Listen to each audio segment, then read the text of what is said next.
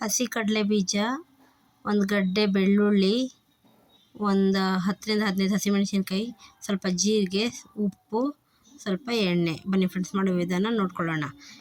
ಮೊದಲಿಗೆ ಕಡಲೆ ಬೀಜನ ಸ್ವಲ್ಪ ಹುರ್ಕೋಬೇಕು ಫ್ರೆಂಡ್ಸ್. ಅದು ಮೀಡಿಯಮ್ ಉರಿಲೇ ಹುರ್ಕೊಳ್ಳಿ. ಚೆನ್ನಾಗಿ ಹುರ್ಕೊಳ್ತಾ ಇರಿ. ಸ್ವಲ್ಪ ಎಣ್ಣೆ ಹಾಕ್ಕೋತೀನಿ. ಇವಾಗ ಬೆಳ್ಳುಳ್ಳಿ,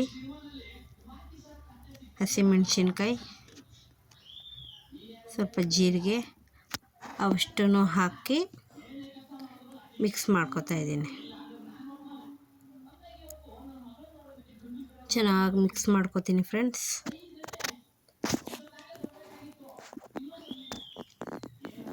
ಮೀಡಿಯಮ್ ಫ್ಲೇಮಲ್ಲೇ ಇರಲಿ. ಮೀಡಿಯಮ್ ಫ್ಲೇಮಲ್ಲಿ ಇಟ್ಕೊಂಡು ಚೆನ್ನಾಗಿ ಅದು ಹಸಿಮೆಣಸಿನ್ಕಾಯಿ, ಬೆಳ್ಳುಳ್ಳಿ ಅವೆಲ್ಲನೂ ಎಣ್ಣೆಲಿ ಚೆನ್ನಾಗಿ ಸ್ವಲ್ಪ ಡೀಪ್ ಫ್ರೈ ಆಗಿರಬೇಕು.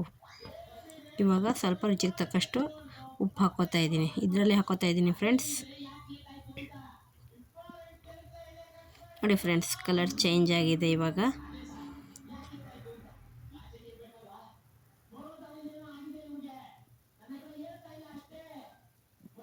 ಆಗಿದೆ ಫ್ರೆಂಡ್ಸ್ ಇದು. ಇವಾಗ ಇದನ್ನು ತಣ್ಣಗಾಗೋದಕ್ಕೆ ಬಿಡೋಣ.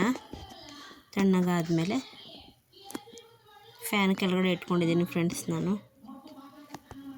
ಇವಾಗ ಒಂದು ಗ್ಲಾಸಿಗೆ ಹಾಕ್ಕೊಂಡು ಎಲ್ಲನೂ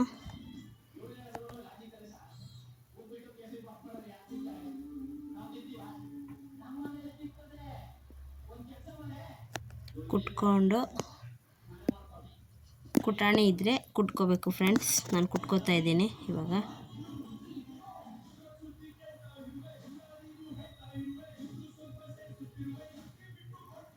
ಕುಟಾಣಿ ಕಲ್ಲಿದ್ದರೆ ಇನ್ನೂ ಚೆನ್ನಾಗಿರುತ್ತೆ ಫ್ರೆಂಡ್ಸ್. ನನ್ನ ಹತ್ರ ಇರಲಿಲ್ಲ, ಸೊ ಅದರಿಂದ ಅದರಲ್ಲಿ ಕುಟ್ಕೊಂಡಿದ್ದೀನಿ. ನೋಡಿ ಫ್ರೆಂಡ್ಸ್, ಈ ಥರ ಆಗಿದೆ.